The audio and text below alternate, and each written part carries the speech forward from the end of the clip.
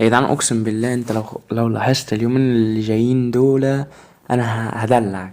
يعني كل يوم اديك شايف النهارده لسه منزل الفيديو بتاع الخطوط، وبصور الفيديو التاني. والله العظيم النهارده الفيديو ده بتصور بتاريخ الفيديو اللي نزل النهارده. هعلمك ازاي تعمل الصورة دي اللي هي في الخلفية دي، صورة حزينة وكده، من اي صورة عندك. نخش في الشرح على طول عشان ما نطولش. في الاول كده هننزل برنامج بيكس ارت ده، هتلاقي الرابط بتاعه من جوجل بلاي، او لو دخلت كتبت على جوجل بلاي بيكس ارت هيظهر لك. طبعا في ناس كتيرة منزلاه وفي ناس مش عارفاه. طبعا لو انت مش عارفه هتقولي في التعليقات عاوز الشرح للبرنامج، انزل لك الشرح على طول. طبعا لو لقيت تعليقات كتيرة عاوز الشرح بتاع البرنامج هنزل خلصانة. نخش على البرنامج.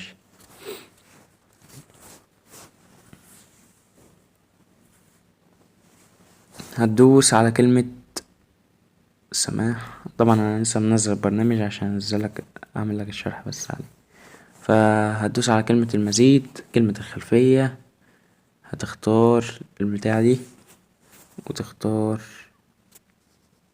الخلفية السوداء وتدوس علامة الصح.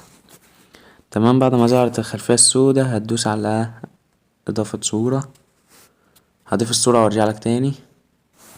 تمام يا قلبي، وبعد ما ضفنا الصورة هتدوس عاوزين نشيل الخلفية اللي وراها دي، فهتدوس على علامة الاستيكة اللي فوق دي، وهتدوس على كلمة بيرسون او شخص لو انت منزل النسخة اللي بالعربي. هتدوس على كلمة. طب تمام، لو انت طبعا هتبقى متصل بالانترنت، فانا همسح الشخص ده، هو لازم يتصل بالانترنت. فانا جه في الانترنت عشان الشاشة السوداء بتظهر اول ما بشغل الانترنت. يعني انا بص، انا مصور الفيديو ده 3 مرات ليه بقى؟ اهو انا هظهر لك حته من الشاشه السوداء عقبال ما اخلص انا ده، هخلص مسح. كنت بشرح لنفسي، كنت بكلم نفسي وانا قاعد انا بشرح بكلم نفسي. فهظهر لك حته سوداء كده. ليه؟ البرنامج اول ما بتفتح نت بيفصل الشاشه. فانا هظهر لك حته عقبال ما اخلص. عندك حته ممسوحه زي كده تزودها كده يعني، بس انت مش هتتعب في حاجه من الاخر يعني.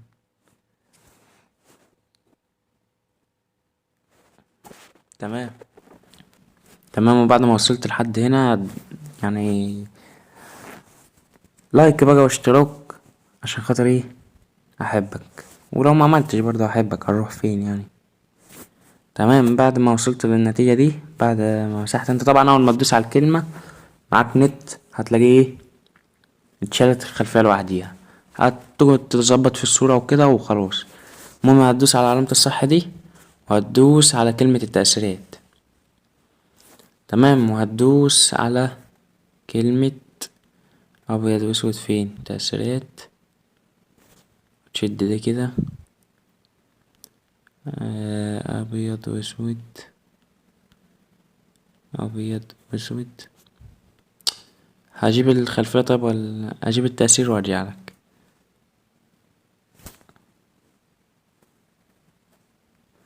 تمام، بعد ما ضفت التأثير هتدوس على الاستيكة اللي فوق دي، وهتيجي عند العين وتمسح العين عشان تبان ان هي حزينة يعني وكده. المهم ممكن تيجي نفس الكلام عند العين التانية، تمسح العين. تمام، حاول ان انت تظبط العينين كده. مهم ايه؟ بعد ما تخلص خالص انت ظبط، يعني انت ظبط مع نفسك، فاهمني؟ بعد ما تخلص خالص هتدوس على علامة الصح دي، وتدوس صح تاني، وتدوس على كلمة تعديل. جنب التأثيرات عدل هتلاقي تعديل. هتخلي دي -65، -65. تباين هتزوده سيكا. هتظبط انت ايه تباين لحد ما ماشي. انا ظبط معايا عند 90. ظبط انت التباين بتاعك يعني. الاشباع هتخلي الاشباع 100% المفروض، بس انا ظبط معايا هنا عند 98 بس. وهتدوس على الصح، تكبر الصورة، تظبط الصورة على الكادر. لاراه. تمام. وتدوس على علامة الزائد دي اضافة صورة، وهضيفلك ملصق انا هسيبهولك في الوصف، هسيبلك رابط تحميل الصورة دي في الوصف تخش تنزلها. تمام. بعد ما تنزلها هتدوس على كلمة المزيج، كلمة ضاعف. تمام. هتظبط الصورة كده. تمام. تدوس على الاستيكة اللي فوق دي تشيل الزيادات بس.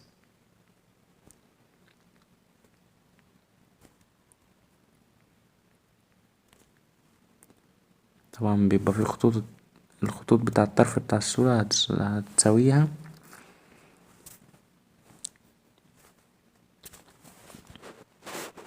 ندوس على الصح، تعملها تكرار.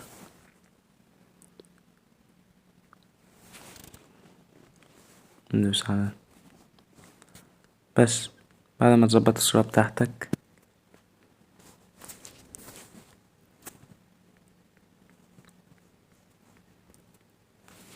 تمام.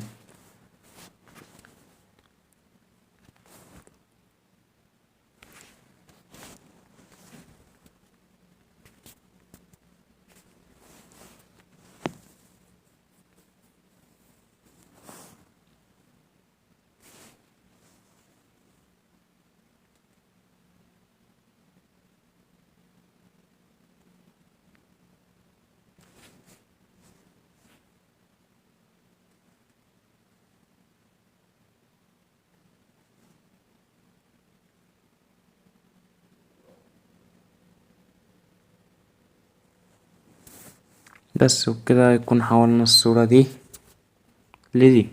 سلام.